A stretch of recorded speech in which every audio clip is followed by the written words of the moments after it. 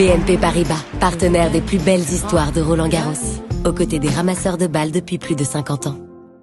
On y voit un petit peu plus clair, et certaines interrogations sont levées, et puis effectivement, voilà, pour Arthur Rinderknecht, difficile dès le premier tour face à Yannick Sinner, qui en plus est revenu très en forme, on l'a vu à Rome.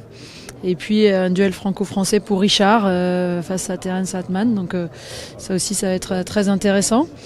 Voilà, des parties de tableau assez solides à chaque fois. J'ai pas tous les Français en tête là exactement, mais ouais, quelques tours très solides. Ouais, mais la perspective d'un fils Sinner en huitième de finale. Oui, il y a ça aussi, effectivement. Arthur qui est sorti sur ce huitième de finale de Yannick Sinner, ça c'est pareil. C'est pas cadeau, mais en même temps, je trouve que c'est canon aussi, en fait. Là où en est Arthur dans sa carrière, si la logique du classement est respectée des deux côtés, ce qui est, vous le savez, on verra au fur et à mesure. Ça peut être aussi une belle expérience.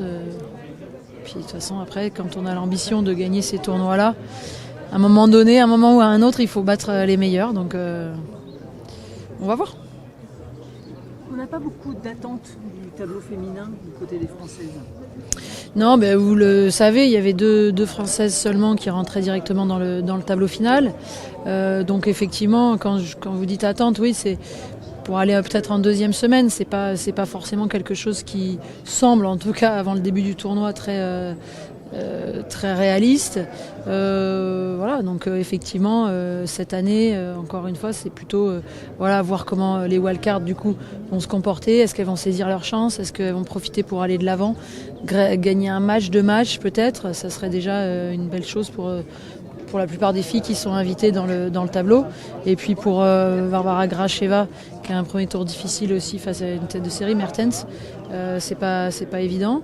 Et Caro qui a un tour plus abordable. Plus globalement, vos favoris du tournoi pour le tournoi masculin? Je ne vais pas être très original dans ma réponse. On voit arriver Carlos Alcaraz et même Yannick Sinner quand même en grande forme. Ruud qui évidemment a gagné à Madrid, qui sera là à surveiller, il joue quand même toujours bien ici.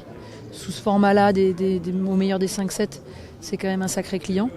Sacha Zverev, on a du mal à savoir exactement où il en est, mais ici, il se sent quand même toujours très très bien aussi. Novak aussi, quel est son état de forme, comment il se sent, etc.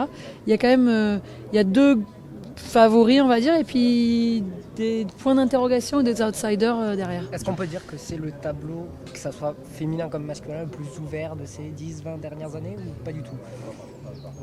Si, alors j'ai pas tout en tête, mais forcément quand il y avait Rafael Nadal, ça semblait un peu moins ouvert, ça c'est clair. Et puis même quand Rafa était un peu moins fort, on a vu quand même l'année dernière, ne serait-ce que l'année dernière, arriver des gars en forme comme Yannick Sinner, comme Carlos Alcaraz. Donc la relève, elle se fait en fait assez naturellement. Djokovic, est-ce qu'il en est capable, vu la concurrence? Est-ce que ça devient de plus en plus compliqué par là? Alors, capable dans l'absolu, je pense, de plus en plus compliqué aussi, évidemment.